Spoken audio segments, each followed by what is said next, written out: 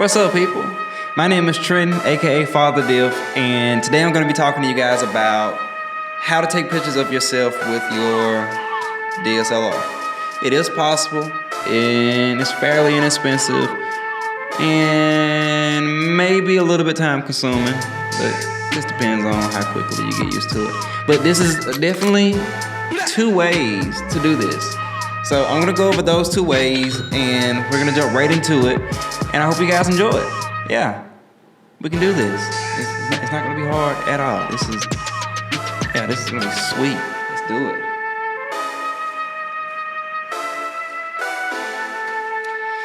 Yeah, I don't know why I walked off the camera, but anyway. Okay, so the first thing you're gonna need is a DSLR. It doesn't matter if it's an expensive one or a cheap one. It really does not matter. God. And a remote for one of the ways to do this. You're not gonna need this for both of the ways, but for one of them, yes. I got this off of Amazon for maybe, I'd say less than 15 bucks. So keep that in mind. That's fairly cheap for what you're gonna be doing. And also, last but not least, the most important, or the second most important, is the tripod, which I'm using right now. So you're gonna need all three of those. It's not anything hard by any means. It's really just doing it. That's all it is. It ain't nothing to it but to do it. So move this. It's really just simply putting the camera on the tripod, plugging the remote into the camera, and sitting down, and boom, that's really all it is. So right now I'm gonna show you exactly how that process goes for taking pictures of yourself by yourself right now. All right, so the first thing you want to do is put your camera in live view mode. You're going to change your autofocus method to tracking and facial recognition. And if your camera doesn't have that, then you can just move it around to whatever focus point you want it to be. Now, as far as your driver mode, you're going to change that to the timer, okay? So you have 10 seconds and 2 seconds. This one is 10, this one is 2. Some camera models may be different, but for this instance, we're gonna do the 10 seconds. So now you're gonna move your focus point to where you want it to be. In this case, I'm gonna focus my focus point on the tree stump because that's where I'm gonna be. So for this method, you're gonna need a subject to be in place where you're gonna stand. And once you have that subject there, or object there where you're gonna stand, then your focus point is already locked in. Once you press that shutter, your focus point is not gonna change until the picture is taken. 10 seconds is plenty of time for you to get up there, sit down, take the picture, and then boom, and you have a picture. All right, so that's one way. This next way is gonna be using this remote, and I'm not really fond of this one because it doesn't allow me to use the timer feature that comes with the camera. I can only just press the button and then snap. It automatically does it. I don't really like that. I'm not fond of that. I don't have time to hide the remote or get ready. This next remote is my favorite. I love it. It gives me the option to halfway press the shutter so I can make sure that it's focused. My camera offers facial recognition, so I know it's focused on my face. If your camera does not offer facial recognition, then just move it to where you think you would be.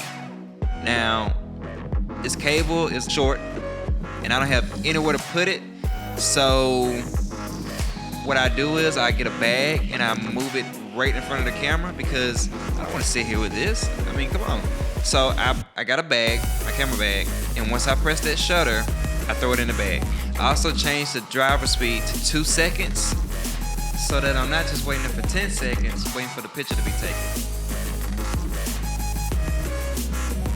So at this point, I'm just gonna take some random pictures so you can see the whole process. I mean, of course I look goofy, but if you don't have anybody else to take your pictures, then you gotta do what you gotta do. I changed the background up a little bit just to try some things. I mean, I may learn something new by shooting myself that I can use when I'm shooting other people and actual clients. You know, I mean, move the tripod around, change the lighting, change out the background, change up the poses, make silly faces, give facial expressions, just do anything. I mean, look at me. I look goofy, but it's these type of things that are gonna get you more comfortable behind the camera and in front of the camera. because you get to see both sides. So yeah, that's how you're gonna be taking pictures of yourself by yourself with the DSLR.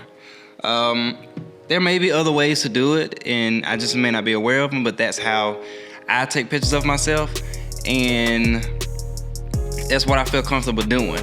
So about this remote, I literally just found this today hanging, well, on the floor in the closet, and I figured I'd give it a try.